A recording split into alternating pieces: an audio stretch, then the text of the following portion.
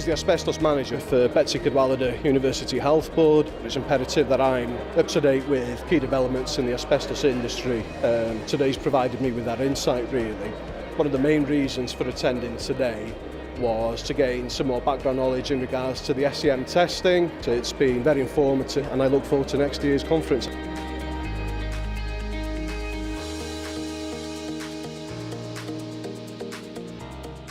I think the main thing I take away from today is the importance of collaborating across all the different areas that contribute towards asbestos risk management, and communicating with one another and having the right people, competent people in the right place to do the tasks. It's those little changes that add up. Up on the screen there's some photographs up there of a heritage building with no floor in it, and the floor was never intended to come out.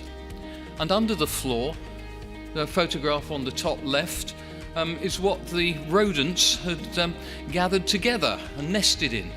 It's obviously asbestos lagging, but there was creep in the project, and no one stopped and just had a rethink.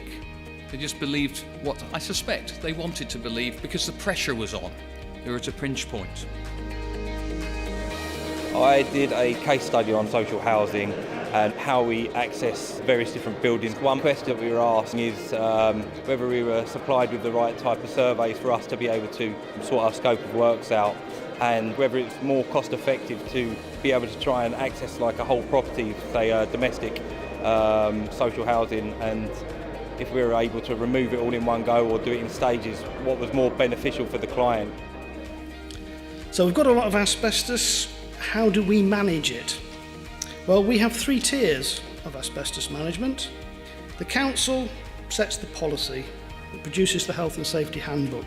We have a compliance board of directors and senior managers who have the necessary powers, and that's quite important because they can launch disciplinary investigations and redirect money from other people's budgets, which is never a popular move, but it's the sort of power you need.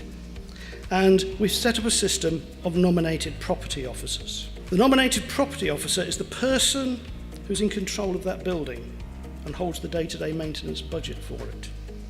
They're responsible and accountable for ensuring that health and safety systems are in place on site and that they are implemented.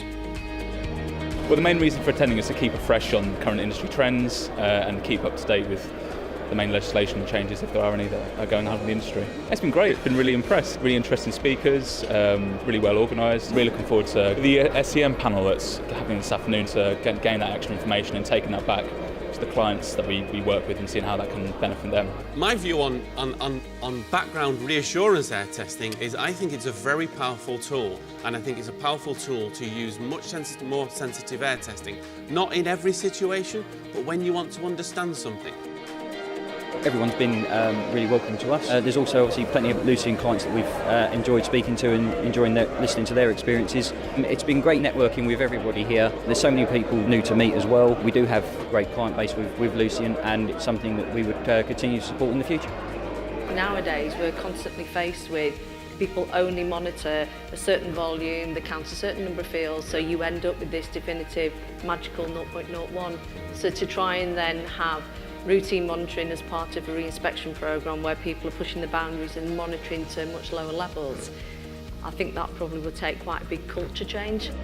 My organisation is trying to improve how we manage asbestos. I'm here looking for inspiration, but also I'm here as a safety professional to improve my knowledge and do some CPD as well. So very interesting, especially looking at asbestos in the soil and in the ground, which is something we don't think about all the time. Very easy to get a property professional to talk about stuff in a building, but actually when you walk towards that building, no one thinks about what they're walking on. I would say that you're well organised, and there's been some really insightful points made regarding planning and good communication, and we also have some really good points about making sure you keep customers informed. Really good point.